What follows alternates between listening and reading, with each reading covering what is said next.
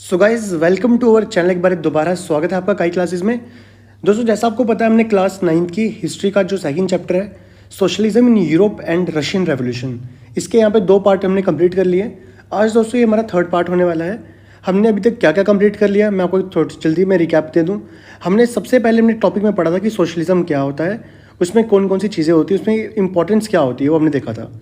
इसके बाद हमने कुछ नाम देखे थे, लिबरल्स क्या होते हैं, रेडिकल्स क्या होते हैं और कंजर्वेटिव क्या होते हैं, इनके बारे में हमने थोड़ा पढ़ा था। इसके बाद हमने आते आते देखा था कि जो इंडस्ट्री सोसाइटी है उसने कैसे सोशल चेंज ले आई थी, वो भी हमने देखा था। इसके अलावा हमने कुछ यहाँ पे फिलोसफर्स के नाम भी देखे थे हमने, जैसे रॉबर्ट ओन हो गए, लुइस ब्लैंक हो गए, कार्ल मार्क्स हो गए, फ्रेडरिक एंगल्स हो गए, इन सब के हमने नाम देखे थे। और दोस्तों ये जो कार्ल मार्क्स है, इनकी जो सोसाइटी हुआ करती थी ये कैसा बोलते थे, ये बोलते थे एक कम्युनिस्ट सोसाइटी होनी चाहिए या फिर ऐसी होनी चाहिए एक अच्छी सोसाइटी को चलने के लिए। ये पार्ट हमने कंप्लीट किया था। दोस्तों आज का जो टॉपिक होने वाला है हमारा, ये होने वाला है सपोर्ट फॉर सोशलिज्म। सपोर्ट का मतलब क्या हुआ कि ये जो आइडियाज़ थे, लिबरल्स, रेडिकल्स, कंजर्वेटिज्म, ये जो आइडियाज़ थे कैसे क्या हो रहे हैं, स्प्रेड हो रहे हैं पूरे यूरोप के अंदर। हमें ये जो स्प्रेड हुए हमें इसके बारे में देखना है कि कौन कौन सपोर्ट में आए इस चीज़ को स्प्रेड करने में। दोस्तों जैसे 1870s का समय आया, जो सोशलिस्ट आइडिया थे पूरे यूरोप के अंदर फैल चुके हैं। अब क्योंकि धीरे धीरे ये भावना सबके अंदर आ रही है, सोशलिज्म की भावना। अपने इस एफर्ट्स को कोऑर्डिनेट करने के लिए जो सोशलिस्ट लोग थे, इन्होंने एक बेसिकली क्या किया, एक इंटरनेशनल बॉडी बनाई, एक ग्रुप बनाया इंटरनेशनली, जिसका नाम क्या रखा गया, सेकंड इंटरनेशनल नाम रखा गया। बेसिकली क्या है ये, बेसिकली ये कॉन्फ्रेंस हुई थी, एक छोटी सी इन्होंने मीटिंग की थी। वो कहाँ पे की थी, वो की थी इन्होंने लंदन में। ठीक है, यहाँ पे क्या हुआ था, जो वर्कर थे सारे, जितने भी वर्कर्स थे वो सारे यूनाइट हो गए और इन्होंने डिसाइड किया कि हम क्या करेंगे, हम रेवोल्यूशन करेंगे। हम क्या करेंगे, हम रेवोल्यूशन करेंगे। ये हुआ था सेकेंड इंटरनेशनल में। तो आपको याद रखना पड़ेगा कि जब सब 1870 में सोशलिस्ट ने क्या किया, एक ग्रुप बनाया जिसका नाम क्या रखा गया, सेकंड इंटरनेशनल नाम रखा गया। इसके बाद दोस्तों बात करते हैं, कहते जो वर्कर थे इंग्लैंड के या फिर जर्मनी के, ये सब इकट्ठा हो चुके हैं, सब ग्रुप बना रहे हैं। एसोसिएशन मतलब ग्रुप, आप यहाँ पे ग्रुप लिख सकते हो। ये सब अपना ग्रुप बना रहे हैं ताकि ये अच्छे तरीके से अपनी जो ज़िंदगी है उसको आगे चला सकें, बेटर लिविंग कर सकें और इनकी जो वर्किंग कंडीशन है वो अच्छी हो जाए। आपको पता है वर्किंग कंडीशन अच्छी नहीं हुआ करती थी इनकी, क्योंकि इनके वर्किंग और ज़्यादा हुआ करते थे और वेजेस कम हुआ करती थी, तो इसलिए प्रॉब्लम में आ रहे हैं। कहते हैं इसके अलावा they set up funds to help members in time of distress and demand reduction of working hours and right to vote. इसके अलावा ये लोग क्या कर रहे हैं, ये आपस में ही पैसा इकट्ठा कर रहे हैं। फंड का मतलब क्या हुआ, आपस में ही थोड़े बहुत कंट्रीब्यूट कर रहे हैं आपस में ही। कि कंट्रीब्यूट क्यों किया जा रहा है, ये इसलिए किया जा रहा है ताकि इनके किसी भी ग्रुप के मेंबर को कभी भी कोई भी नीड आ जाए किसी भी टाइम पे, ये उसकी हेल्प कर दें। और इसके अलावा ये जो वर्कर क्लास है, इनकी एक डिमांड है यहाँ पे भी कि इनके जो वर्किंग आवर्स है वो क्या होने चाहिए, वो कम होने चाहिए, रिडक्शन होनी चाहिए उनके अंदर। और ये राइट टू वोट की बात कर रहे हैं। और दोस्तों राइट टू वोट का मतलब क्या होता है, राइट टू वोट का मतलब होता है यूनिवर्सल एडल्ट फ्रेंचाइज। तो मतलब ये क्या कर रहे हैं, यूनिवर्सल एडल्ट फ्रेंचाइज की डिमांड कर रहे हैं यहाँ पे। दोस्तों इसके अलावा बात कर लेते हैं जर्मनी के अंदर। जर्मनी के अंदर ये जो ग्रुप बने ना, ये काफ़ी क्लोजली काम कर रहे थे किसके साथ, सोशल डेमोक्रेटिक पार्टी के साथ, एसपीडी के साथ। मतलब ये जर्मनी का जो ग्रुप था वो वहाँ की पार्टी के साथ मिलकर काम कर रहा है और helped it win parliamentary seats. और वर्कर ने काफ़ी हेल्प की थी सोशल डेमोक्रेटिक पार्टी की ताकि इसको जितवा दें हम, और ये जीत की थी। 1905 में क्या हुआ, जो सोशलिस्ट लोग हुआ करते थे या फिर जो ट्रेड यूनियनिस्ट होते हैं, इन्होंने क्या बनाया, अपनी लेबर पार्टी बनाई इन ब्रिटेन के अंदर और सोशलिस्ट पार्टी बनाई फ्रांस के अंदर। ये इंपॉर्टेंट पार्ट है, यहाँ से आपके एमसीक्यू क्रिएट हो सकते हैं कि ट्रेड यूनियन, सोशलिस्ट और ट्रेड यूनियन कहाँ बनी थी, लेबर पार्टी ब्रिटेन में बनी और सोशलिस्ट पार्टी कहाँ बनी, फ्रांस में बनी। और कब बनी, 1905 में। ये आपको याद रखना पड़ेगा। इसके बाद दोस्तों यहाँ पे लिखा हुआ टिल 1914 तक जो सोशलिस्ट थे, इन्होंने आज तक गवर्नमेंट नहीं बनाई थी पूरे यूरोप के अंदर। हाँ माना ये सोशलिस्ट ग्रुप क्या कर रहे हैं, ये बेसिकली अपने यूनियंस बना रहे हैं, अपनी पार्टीज बना रहे हैं, बट ये यूरोप के अंदर अभी भी एक भी सीट नहीं जीती थी। Represented by strong figures in parliamentary politics, their idea did shape legislation but government continue to be run by conservative, liberals and radicals. क्या कहता है, कहता है सोशलिस्ट के कारण, जो सोशलिस्ट लोग थे इनकी डिमांड के कारण क्या हो रहा था, जो गवर्नमेंट थी वो कंजर्वेटिव, लिबरल्स रेडिकल ही चला रहे थे, बट इन्होंने कुछ कुछ चेंजेस करना शुरू कर दिया जो सोशलिस्ट लोग कह रहे थे इनसे। कहीं ना कहीं हमने ये देख लिया कि जो सोशलिस्ट लोग थे इनको कोई भी सीट नहीं मिल रही, बल्कि इनके जो आइडियाज़ हैं, इनके जो विचारधाराएं हैं, वो कौन प्रमोट कर रहा है? वो कंजर्वेटिव कर रहे हैं, लिबरल्स, रेडिकल्स, ये सब उसको प्रमोट कर रहे हैं। कहाँ पे? पार्लियामेंट में प्रमोट कर रहे हैं, वहाँ की लेजिस्लेशन में। ये समझ आ गया। इसके अलावा दोस्तों बात कर लेते हैं, इस फोटोग्राफ की बात कर लेते हैं। काफ़ी इंपॉर्टेंट फोटोग्राफ है। यहाँ पे आप देख सकते हो कुछ लोग खड़े हैं यहाँ पे, और ये क्या कर रहे हैं? ये प्रोटेस्ट करने की कोशिश कर रहे हैं इनके खिलाफ। यहाँ पे ये सब लोग विद्रोह की मतलब एक ये कौन है? ये लेबर ग्रुप है। लेबर ग्रुप यहाँ पे बाहर आ चुका है, लड़ाई कर रहा है। दोस्तों ये जो फोटो बनाया हुआ है, ये फर्स्ट टाइम ऐसा हुआ था, जो कार्ल मार्क्स की जो विचारधारा थी ना, कौन सी पार्टी? कम्युनिस्ट वाली, कि कम्युनिस्ट सोसाइटी होनी चाहिए। ये पहली बार ये ऐसे हुआ था जो कार्ल मार्क्स की जो आइडियोलॉजी थी वो ट्रू साबित हो रही थी। कार्ल मार्क्स ने ये चीज़ बोली थी कि फ्यूचर में एक ऐसी सोसाइटी आएगी जब लोग अपने घरों से बाहर निकल के इसके खिलाफ लड़ने के लिए आएंगे, गवर्नमेंट के खिलाफ। तो ये ऐसा ही पूरे यूरोप के अंदर हो रहा है। दोस्तों ये पेंटिंग बनाई है पेरिस कम्यून ऑफ 1871 में, अंदर रखी गई है। यहाँ पे ये दिखाया गया हुआ है कि मार्च और मई के बीच में 1871 के अंदर पेरिस में क्या हुआ, काफ़ी चीज़ें खराब होना शुरू हो गई थी, और ये चीज़ यहाँ पे दिखाई गई है। और दोस्तों एक चीज़ याद रखना, यहाँ पे लिखा हुआ है रेड फ्लैग्स। इन लोगों ने क्या पकड़ा हुआ है? रेड फ्लैग्स पकड़े हुए हैं। तो रेड फ्लैग का सिंबल क्या है? यहाँ पे रेड फ्लैग का मतलब क्या है? रेड फ्लैग का मतलब है ये कि ये कम्युनिज्म चाहते हैं। एक कमल सिंबल का निशानी होती है, वही कार्ल मार्क्स की जो सोसाइटी होती है, कम्युनिस्ट सोसाइटी, उसका सिंबल होता है रेड फ्लैग। तो ये पूछ सकता है कि रेड फ्लैग किसका सिंबल होता है, तो यहाँ से भी आपका क्या आ सकता है? छोटा सा MCQ क्रिएट हो सकता है। आई होप इतना चीज़ क्लियर हो चुकी है आपको। इसके बाद दोस्तों चलते हैं सबसे इंपॉर्टेंट टॉपिक है आज के, वो है रशियन रेवोल्यूशन। दोस्तों पहले आपको पता होना चाहिए, मैपिंग के जरिए हम देखते हैं रशिया कहाँ पे। आप देख सकते हो यहाँ पे ये रहा दोस्तों जर्मनी। इसके अलावा यहाँ पे आ गया फ्रांस, ये छोटा सा स्विट्जरलैंड, ये इटली आ गया, ये ऑस्ट्रिया हंगरी रीजन आ गया, और ये आ गया रशियन एम्पायर। अब हमने फ्रांस की तो बात कर ली, पूरे यूरोप की बात हमने कंप्लीट कर ली कि यहाँ पे क्या हो रहा है, सोशलिज्म की भावना कैसे क्रिएट हो रही है। अब हम बात करने वाले हैं रशियन रेवोल्यूशन के ऊपर, कि रशिया के अंदर ऐसा क्या हो गया कि वहाँ पे रेवोल्यूशन क्रिएट हो गया। चलिए समझते हैं इसको अच्छे से। दोस्तों पहले हम यहाँ पे एक छोटी सी टाइमलाइन ड्रॉ करते हैं, उसके ज़रिए समझेंगे हम कुछ और इसका बैकग्राउंड।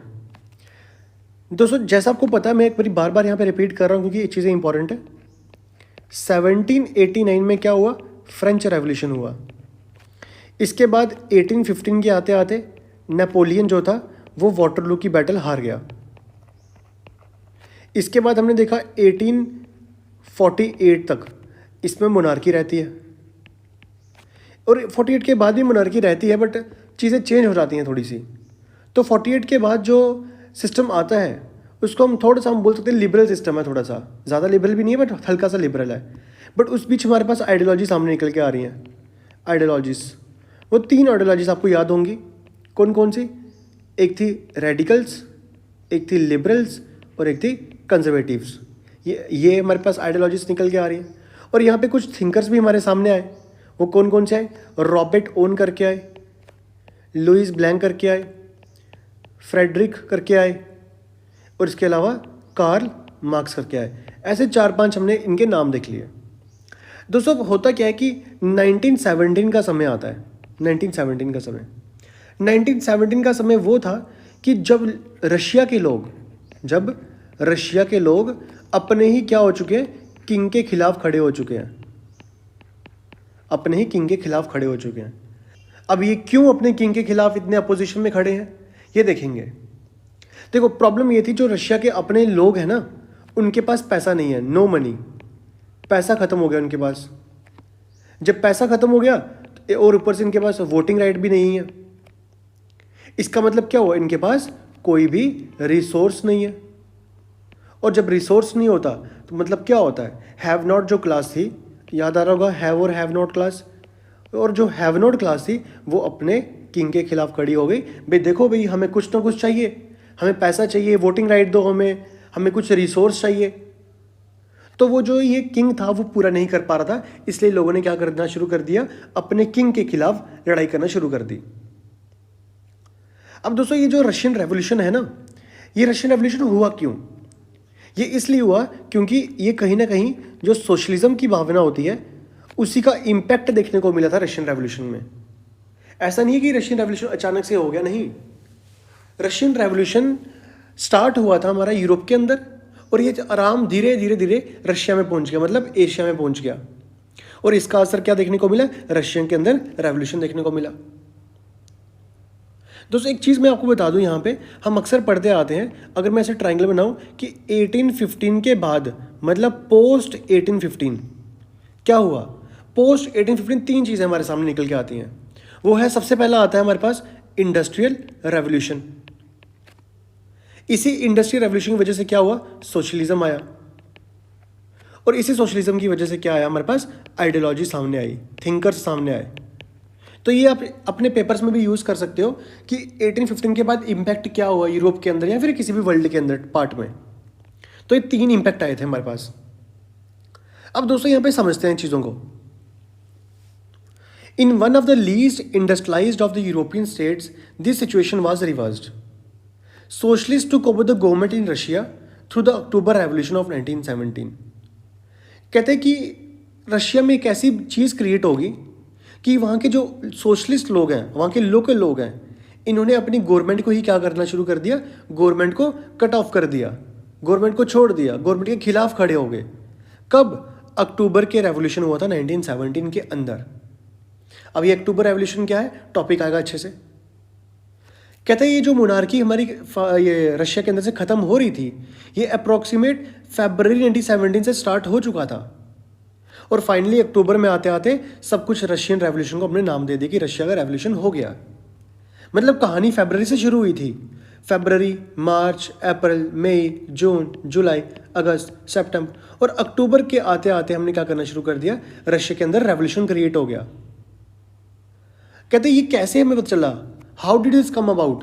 कैसे ये सिचुएशन आ गई? What ever the social and political condition in Russia when the revolution awkward. उस समय लोगों की क्या कंडीशन थी? पॉलिटिकल राजा कैसा हुआ करता था?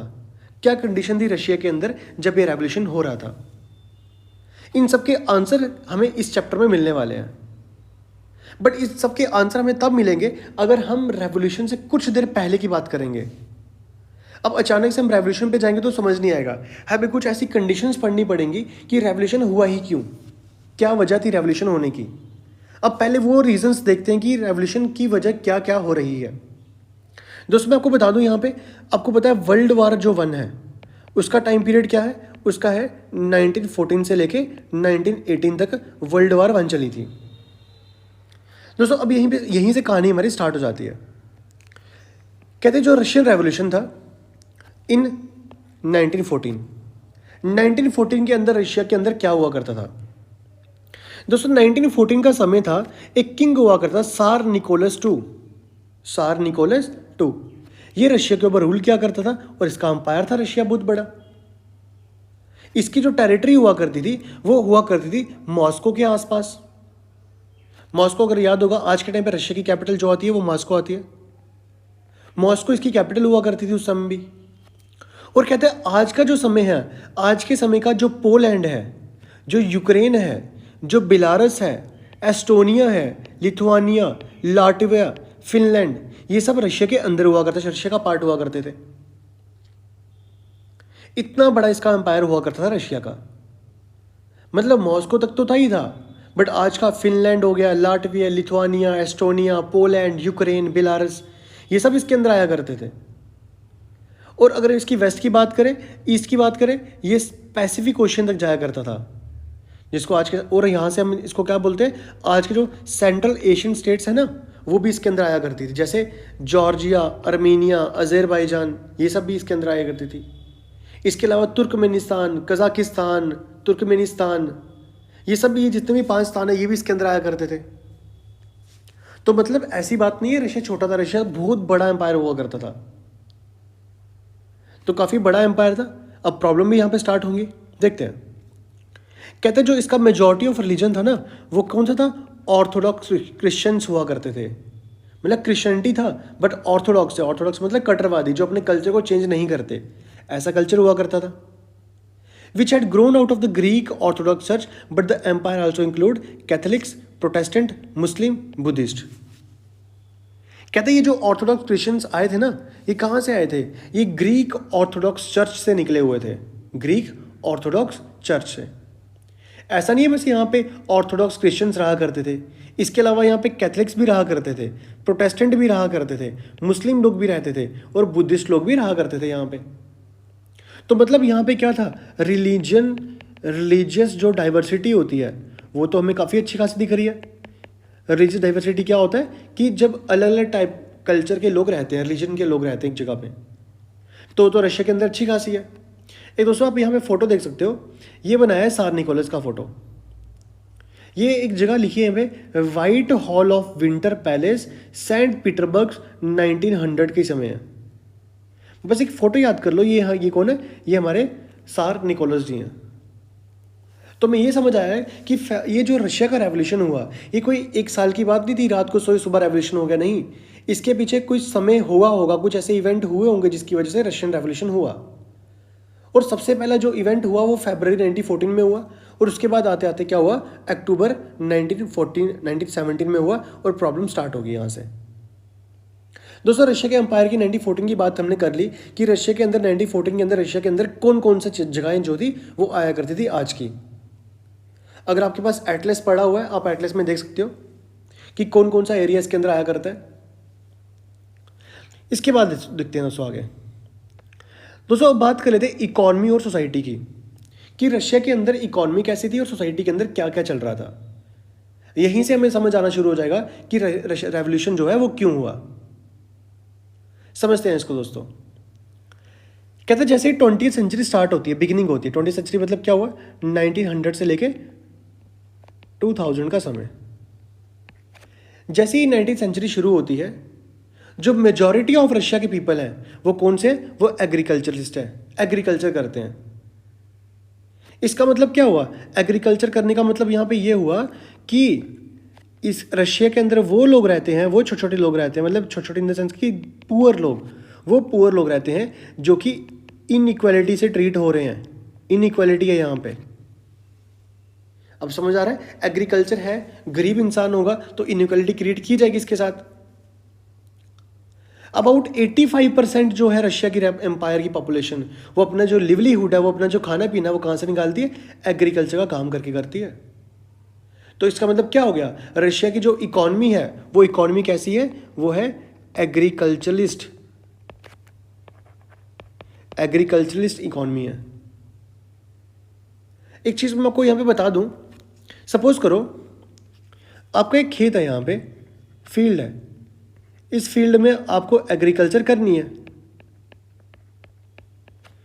इस फील्ड में एग्रीकल्चर करने के लिए अगर 2 लोग भी आएंगे तो भी इस एग्रीकल्चर में, इस फील्ड में उतना ही खेती होगी।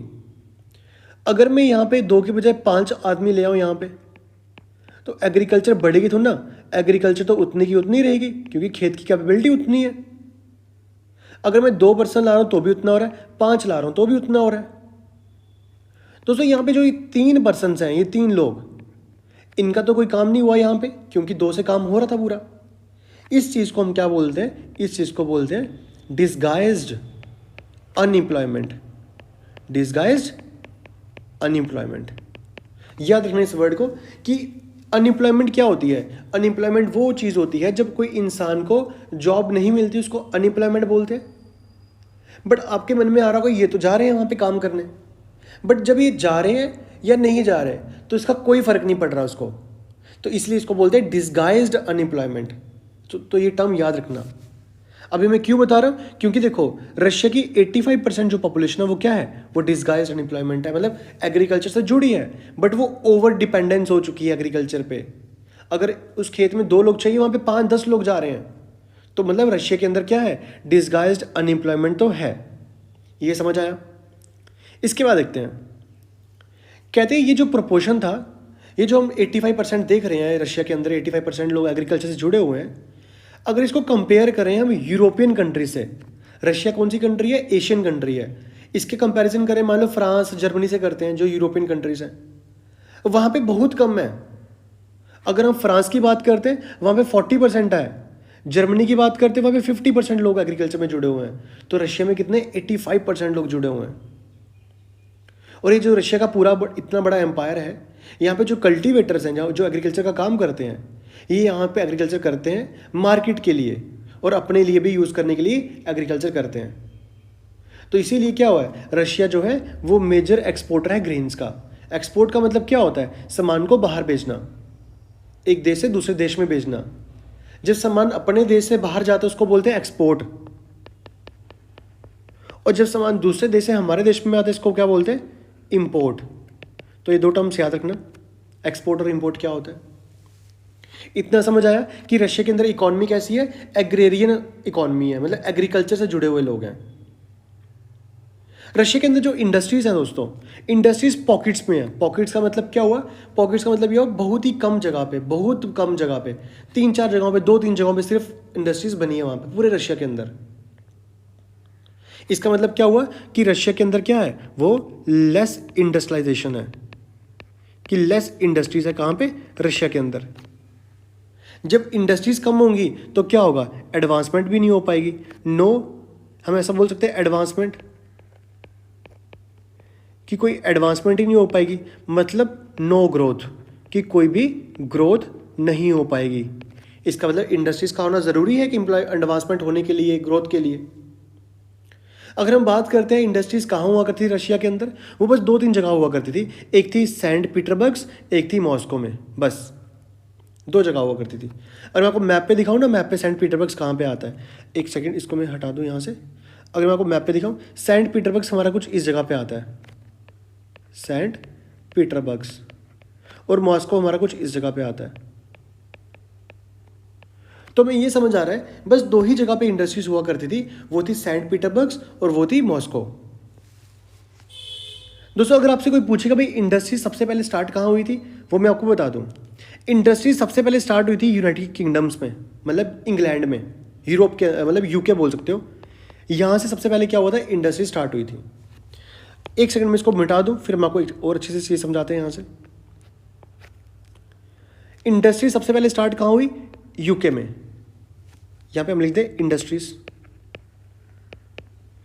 अब आप मुझे बताओ, इंडस्ट्री सबसे पहले यहाँ पे स्टार्ट हुई हैं, तो सबसे पहले इंडस्ट्री सिर्फ यहाँ से जब बाहर जाएंगी, उसकी जो नॉलेज है बाहर जाएगी, तो सबसे पहले वो कहाँ जाएगी, फ्रांस में आएगी, ऐसे इस तरफ ही आना शुरू होगी, क्योंकि देखो यहाँ से बिल्कुल पास जुड़ा हुआ देश है, तो सबसे पहले फ्रांस में आना शुरू हुई।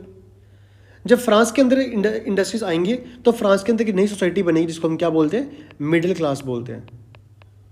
तो फ्रांस के अंदर क्या होगा, मिडिल क्लास क्रिएट होंगे।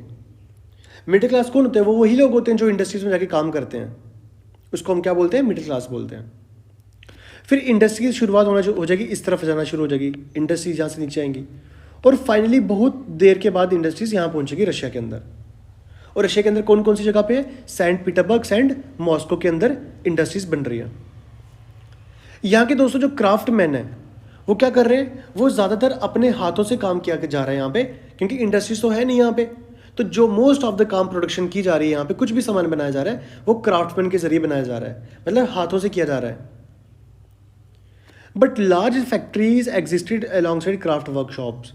बट कहते हैं इसके अलावा समय बीता गया, इनके साथ साथ एक बड़ी बड़ी इंडस्ट्रीज भी बनना शुरू होगी क्राफ्टमैन के साथ। क्राफ्टमैनशिप का यहाँ पे मतलब क्या हो गया, स्मॉल शॉप्स, जो हाथों से काम किया जा रहा है। आप सिंपल स्मॉल शॉप्स, छोटी छोटी दुकानें। जब छोटी छोटी दुकानों के साथ बड़ी बड़ी दुकान शुरू हो जाएगी, इससे क्या होगा, इससे क्राफ्टमैन का काम खराब होना शुरू हो जाएगा, क्योंकि क्राफ्टमैन के पास कोई जाएगा ही नहीं। तो इसलिए लिखा हुआ है 1890s के आते आते बहुत जगह पे रशिया के अंदर क्या होना शुरू हो गया, इंडस्ट्रीज बनना शुरू हुई। जब रशिया के अंदर रेलवे क्या हो रहा था, एक्सपैंड किया जा रहा था, फॉरेन इन्वेस्टमेंट इंडस्ट्रीज इंक्रीज की जा रही थी। यहाँ पे कोल की प्रोडक्शन डबल होगी पूरे रशिया के अंदर। आयरन और स्टील का आउटपुट क्या होगा, क्वाड्रपल हो गया, मतलब 4 गुना बढ़ गया। और 1900s के आते आते क्या हुआ, some area factories workers and craftsman were almost equally in number. दोस्तों यहाँ पे क्या बताने की कोशिश की जा रही है, सुनना ध्यान से। यहाँ पे ये बताया जा रहा है कि जब सबसे पहले एक थी सेंट पीटरबर्ग्स, यहाँ पे इंडस्ट्री हुआ करती थी। एक इंडस्ट्री हुआ करती थी मॉस्को के अंदर, बस 2 इंडस्ट्रीज हुआ करती थी। अब जब ये 2 इंडस्ट्रीज हुआ करती हैं तो जो मोस्ट ऑफ द काम है वो कौन कर रहा है? वो काम कर रहा है craftsman, craft person. Most of the काम कौन कर रहा है? क्राफ्ट पर्सन कर रहा है। बट 80s 90s के आते आते छोटी छोटी दुकानें, इनके साथ बड़ी बड़ी दुकानें खुलना शुरू हो गई, बड़ी बड़ी शॉप्स खुल रही हैं। तो पहले आपके हिसाब से क्या था? पहले मुझे बताओ, छोटी दुकान ज़्यादा थी या बड़ी दुकान ज़्यादा हुआ करती थी? छोटी दुकानें ज़्यादा हुआ करती थी पहले। बट वो समय बदला, 1900 का समय आया जब रेलवे एक्सपैंड कर रहा है, नेटवर्क अच्छे हो रहे हैं वहाँ पे, इंडस्ट्रीज और बन रही हैं। तो एक समय ऐसा आ गया, ये जो पुराना क्राफ्टमैन हुआ करता था और ये जो नई इंडस्ट्रीज है ये इक्वली नंबर हो चुकी हैं। मतलब इंडस्ट्रीज़ की ग्रोथ बड़ी ज़्यादा हुई। तो ये चीज़ यहाँ पे बताने की कोशिश की जा रही है कि इंडस्ट्रीज की ग्रोथ क्या हो चुकी है, ऑलमोस्ट इक्वल इन नंबर। तो काफ़ी इंपॉर्टेंट चीज़ यहाँ पे आ गई। तो ये जो क्वाड्रपल का मतलब लिखा होता है, इसका मतलब होता है 4 टाइम्स, 4 गुना बढ़ गया इनका व्यापार आयरन स्टील में। ये समझ आ गया। इसके बाद दोस्तों अगला टॉपिक यहाँ पे शुरू होता है। यहाँ पे एक फोटो देख सकते हो आप, यहाँ पे बड़ी अच्छी फोटो बनाई है, लिखा है unemployed peasant in pre war Saint Petersburg's. लड़ाई से पहले की फोटो बनाई हुई है यहाँ पे, और देख सकते हो कि अनएम्प्लॉयमेंट वर्कर्स बैठे हुए हैं यहाँ पे। कहाँ पे? सेंट पीटरबर्ग्स के। और ये काफ़ी एक अजीब सा दृश्य दिखाया हुआ है यहाँ पे। इसमें से बहुत से लोग मर गए थे। क्यों मरे थे? भूख के कारण, क्योंकि इनको खाना अच्छे से मिल नहीं पाया था। बट यहाँ पे क्या लिखा हुआ है? यहाँ पे लिखा हुआ है ये जो अनएम्प्लॉयमेंट पीजेंट्स है, कहाँ पे? सेंट पीटरबर्ग्स में। Many survived by eating at charitable kitchens and living in poor houses. बहुत से लोग जिंदा बच गए थे। क्यों? क्योंकि लोग चैरिटी बड़ी कर रहे थे, चैरिटी वाले किचन्स में वो उस वजह से जिंदा बच गए। इसके अलावा चैरिटेबल चर्च के अलावा और भी जो गरीब घर होते हैं, लोगों ने इनको रहने की जगह दे दी। इसलिए क्या हुआ, ये लोग थोड़े बहुत जिंदा बच गए। आई होप इतना क्लियर हो गया आपको। इसके बाद दोस्तों एक टॉपिक छोटा सा और कवर कर लेते हैं। Most industry was a private property of the industrialist.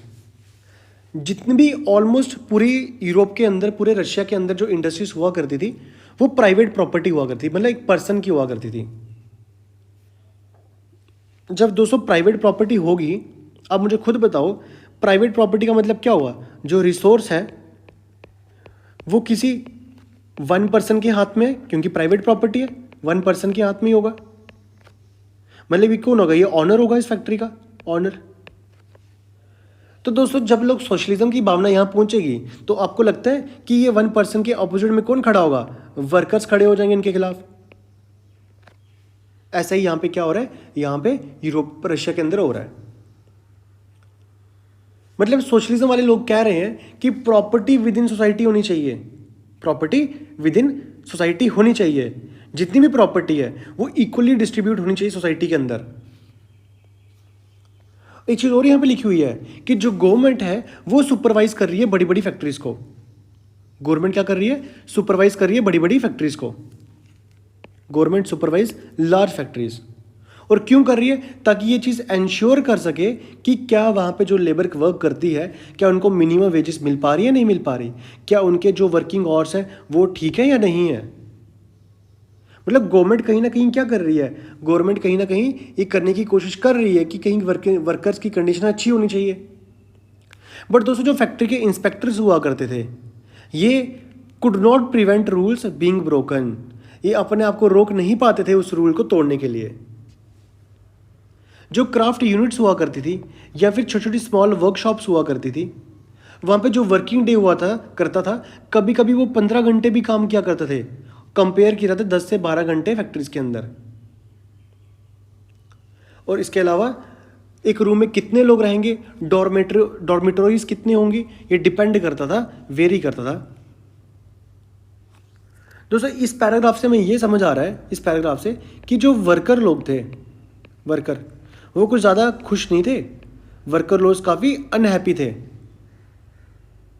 इसीलिए क्या हो रहा है, इसीलिए क्या होता है, प्रॉब्लम क्रिएट होना शुरू हो जाती हैं। आई होप इतना समझ आ गया आपको। दोस्तों ये जो फैक्ट्री इंस्पेक्टर यहाँ पे वर्ड यूज़ किया गया हुआ है, फैक्ट्री इंस्पेक्टर का मतलब क्या होता है? फैक्ट्री इंस्पेक्टर का मतलब ये है कि जो इंस्पेक्टर है इसको किसने हायर किया हुआ है, इसने गवर्नमेंट ने इसको यहाँ पे हायर करके रखा हुआ है। इसका काम क्या है, वो उसको देखना कि फैक्ट्री के अंदर कोई कंडीशन खराब तो नहीं हो रही। बट ये लोग भी करप्ट हुआ करते थे कहीं ना कहीं, इतना समझ आ गया। इसके बाद दोस्तों देखते हैं कि जो वर्कर्स हुआ करते थे वो भी आपस में भी डिवाइड हो चुके थे, वर्कर्स भी। अब वो कैसे हो गए थे, कहते कुछ ऐसे लोग थे, some had strong link with the village from which they came. कुछ ऐसे लोग थे जहाँ से वो बिलोंग करते थे, उनके साथ अच्छे लिंक थे उनके गांव से। कुछ ऐसे लोग थे जो सिटीज़ में परमानेंटली शिफ्ट हो चुके हैं, रहते हैं परमानेंटली। वर्कर्स डिवाइड हो चुके थे उनकी स्किल के बेस पे।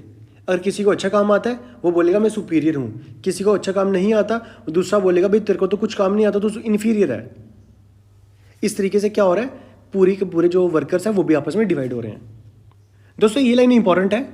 ए metal worker of Saint Petersburg recalled metal workers considered themselves aristocrat among other workers.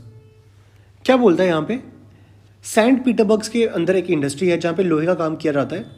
वहाँ पे जो मेटल वर्कर्स हैं वो क्या बोल रहे हैं, वो बोल रहे हैं कि हम सबसे अच्छे हैं, मतलब हम एरिस्टोक्रेट हैं इस वर्कर की क्लास के अंदर, मतलब वर्कर की क्लास के अंदर हम सबसे बड़े हैं। ऐसा क्यों, क्योंकि इनकी जो काम होता है उसके अंदर ट्रेनिंग चाहिए होती है, और इनके काम के अंदर क्या चाहिए होता है, स्किल चाहिए होता है। ट्रेनिंग चाहिए और क्या चाहिए, स्किल चाहिए। इसलिए क्या अपने आप को क्या बोलते हैं, हम सुपीरियर हैं सभी वर्कर से। दोस्तों जो फैक्ट्री की लेबर हुआ करती थी उस समय अप्रॉक्सीमेट 31% कौन थे, सिर्फ वुमेन हुआ करती थी। और ऐसा नहीं अपनी मर्जी से आ रही है, फोर्स लेबर की जा रही है। और इनको पे भी कम मिला करती थी एज कम्पेयर टू मैन। अगर मतलब मैन को 100 मिल रही है, इनको 50 दिया करते थे, मतलब उनसे आधी मिला करती थी इनको। तो यहां से ये समझ आ रहा है कि डिविजन्स हुआ करती थी लेबर के बेस पे। Division among workers showed themselves in dress and manners too. और यहां पे हमें ड्रेस और मैनर्स के बेस पे भी हमें डिवीजन देखने को मिलती है। कुछ वर्कर ने क्या किया, एसोसिएशन बना ली ताकि मेंबर की हेल्प की जाए। जो लोग मतलब जब किसी की जॉब चली जाएगी या जब किसी का पैसा नहीं होगा हम उसकी हेल्प कर दिया करेंगे, ऐसा भी ग्रुप बनाया गया था यहाँ पे। मतलब इस पैराग्राफ में हमने क्या देखा, इस पैराग्राफ में हमने देखा कि कैसे वर्कर के साथ क्या हो रहा है, डिस्क्रिमिनेशन किया जा रहा है। हमने ये चीज़ देख लिया। एक चीज़ यहाँ पे दोस्तों इंपॉर्टेंट चीज़ मैं बता दूँ, यहाँ पे आपको थोड़ी नोटिस करने वाली चीज़ है यहाँ पे। अगर मैं बात करता हूँ 1890 से पहले का समय और 1890 के बाद का समय। 1890 से पहले का समय कैसा हुआ करता था रशिया के अंदर, वो हुआ करता था एग्रीकल्चर वाला। बट 1890 के बाद समय कैसा आ गया, यहाँ पे आ गया इंडस्ट्रियल सोसाइटी आ गई। और जब इंडस्ट्रियल सोसाइटी आती है तो सोशलिज्म आता है, और जब सोशलिज्म आता है तो सोसाइटी टूट जाती है, हैव्स और हैव्स नॉट में डिवाइड हो जाती है सोसाइटी हमारी।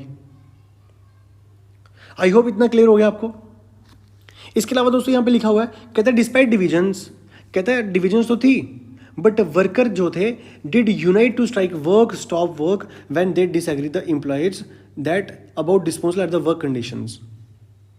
कहते हैं इनमें डिविजन्स तो थी वर्कर में, बट कल को कभी कभी अगर इनमें प्रॉब्लम कोई क्रिएट होती है तो सब लोग मिलके काम किया करते थे। जैसे फॉर एग्जाम्पल इनका जो मालिक है, एम्प्लॉयर है, एम्प्लॉयर मतलब मालिक इनका, वो इनकी बात नहीं मानता तो ये सब लोग स्ट्राइक करते थे, वो इकट्ठी स्ट्राइक किया करते थे ये। और ऐसे स्ट्राइक्स हुआ करती थी। खासकर एक टेक्सटाइल इंडस्ट्री थी, उसके अंदर हुई थी 1896 से 97, और मेटल इंडस्ट्री के अंदर हुई थी 1902 में। तो ये याद रखना पड़ेगा आपको कि टेक्सटाइल इंडस्ट्री के अंदर जो स्ट्राइक है वो कब हुई थी, वो हुई थी 1896 से लेके 97 के अंदर, और यहाँ पे जो मेटल इंडस्ट्री है उसके अंदर हुई थी 1902 के अंदर। यहाँ से समझ आया कि यहाँ से ये समझ आ रहा है कि वर्कर्स को कोई ज़्यादा कुछ उनको वो दिया नहीं, इंपॉर्टेंस नहीं दिया करते थे वर्कर्स को। तो एक चीज़ मैं आपको बताऊँ, यहाँ पे थोड़ा लिंक करने की कोशिश करता हूँ मैं आपको। याद कर लो कार्ल मार्क्स की कहानी। कार्ल मार्क्स ने क्या बोला था, कार्ल मार्क्स ने बोला था आपको अपने हक के लड़ने के लिए आपको लड़ना पड़ेगा, वर्कर्स को घर से बाहर आना पड़ेगा। तो क्या यहाँ पे वही कंडीशन नहीं हो रही, यहाँ पे मतलब मार्क्स की जो आइडियोलॉजी थी वो हमें देखने को मिल रही है यहाँ पे। तो इसलिए मैंने बोला था कार्ल मार्क्स जो है वो काफ़ी इंपॉर्टेंट पर्सनैलिटी है, उसके जो आइडियाज़ है वो हमारे सामने हैं आज भी। तो ये चीज़ हमने देखा कि कैसे जहाँ या जो यूरोप के अंदर या फिर रशिया के अंदर जो लोग थे वो लड़ाई कर रहे थे अपने किंग के लिए, किंग से खिलाफ। ये समझ लिया। कहते हैं कंट्री साइड की बात करते हैं। कंट्री साइड का मतलब क्या हुआ, ये थोड़े दूर दराज के इलाके, शहर से दूर, मतलब विलेज बोल सकते हो आप इनको।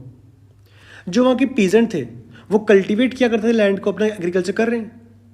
बट गांव के अंदर जो नोबिलिटी क्लास होती है, नोबिलिटी मतलब थोड़े अमीर लोग जिनके पास क्राउन होता है या फिर ऑर्थोडॉक्स चर्च के जो लोग हैं, इनके पास बहुत बड़ी बड़ी प्रॉपर्टीज हुआ करती थी, बहुत बड़ी बड़ी प्रॉपर्टीज इनके पास। Like workers peasants to were divided, जैसे वर्कर डिवाइड हो चुके थे ना शहरों में, उसी तरीके से पीजेंट भी डिवाइड हो चुके हैं गांव के अंदर। अब ये कैसे हो रहा है देखते हैं। देखो क्या है यहाँ पे, क्या मतलब क्या है यहाँ पे, जो ये चर्च है कहाँ पे, रशिया के अंदर। ये लोगों से कहती है भी आपको क्या करना पड़ेगा, आपको जो टैक्स है, या फिर हम ऐसा बोल सकते हैं कि रशिया के अंदर जो रिसोर्स है वो कुछ के हाथ में है, फ्यू के हैंड्स में है। जैसे किस किस के पास है, चर्च के पास रिसोर्स है, नोबल्स के पास वो रिसोर्स है, या फिर रॉयल फैमिली, राजा की जो आसपास की फैमिली उसके पास कुछ रिसोर्स हैं। और जब कॉमन पीपल को रिसोर्स नहीं मिलेगा तो क्या होगा, तो ऑब्वियसली कन्फ्लिक्ट तो होगा ही होगा, बिल्कुल। तो ये कन्फ्लिक्ट भी देखा गया था कहाँ पे, रशिया के अंदर देखा गया था। आई होप इतना क्लियर हो गया। ठीक है, आगे देखते हैं। But except in a few case that had no respect for the nobility. कहता है ऐसे तो क्या हुआ करता था, जो गांव के लोग हैं वो नोबिलिटी की रिस्पेक्ट किया करते थे, बट बहुत कम ऐसे केस है जब वो रिस्पेक्ट नहीं करते थे। वो कौन कौन से केस है, मतलब जब लोग किंग की बात को नहीं मानेंगे, मतलब नोबल की बात को नहीं मानेंगे, मतलब डिड नॉट एक्सेप्ट, जब किंग उनकी बात नहीं मानेगा तो ऑब्वियसली लोग उसके खिलाफ खड़े हो जाएंगे। जो नोबल था उसको अपनी पावर कहाँ से मिलती थी, उसकी पोजीशन कहाँ से मिलती थी, वो जो सर्विसेज दिया करते थे सार को। अब सार कौन आ गया यहाँ पे, याद करो, सार निकोलस II किंग हुआ करता था रशिया का। अब ये रशिया के ही आगे पीछे वाले यार दोस्त हैं, उनकी फैमिली के मेंबर हैं, जो कि नोबल्स बोलते हैं हम जिनको। तो सार ने क्या किया हुआ है, अपने ही नोबल्स को, अपने ही रिलेटिव्स को क्या कर दिया है, गांव गांव में उनको एक ऐसे नोबिलिटी का दर्जा दे दिया हुआ कि हमारे गांव का नोबल है। कहते हैं लोकल पॉपुलरिटी नहीं हुआ करती थी उनमें। अब आपको पता है ना आज के समय में क्या होता है, आपको गांव के अंदर पंच को खड़ा करना है तो आप वोटिंग करते हैं, उस समय तो वोटिंग नहीं थी। ये सार ने अपनी मर्जी से वहां पर रखा हुआ, बट लोग खुश नहीं है इस चीज से। This was unlike France where due the French revolution Brittany peasants respected nobles. कहता फ्रांस में ऐसा नहीं था। फ्रांस में क्या था, फर्स्ट चैप्टर में पढ़ा होगा, फ्रांस के लोगों ने जो पीजेंट थे वो अपने नोबल्स की रिस्पेक्ट करते थे और उसके लिए लड़ने के लिए तैयार हो जाते थे फ्रांस के अंदर। बट रशिया के अंदर बिल्कुल भी नहीं ऐसा हो रहा। रशिया के अंदर जो पीजेंट लोग हैं ये चाहते हैं कि जो ज़मीन है जो नोबल्स के पास है वो उनको दे दी जाए।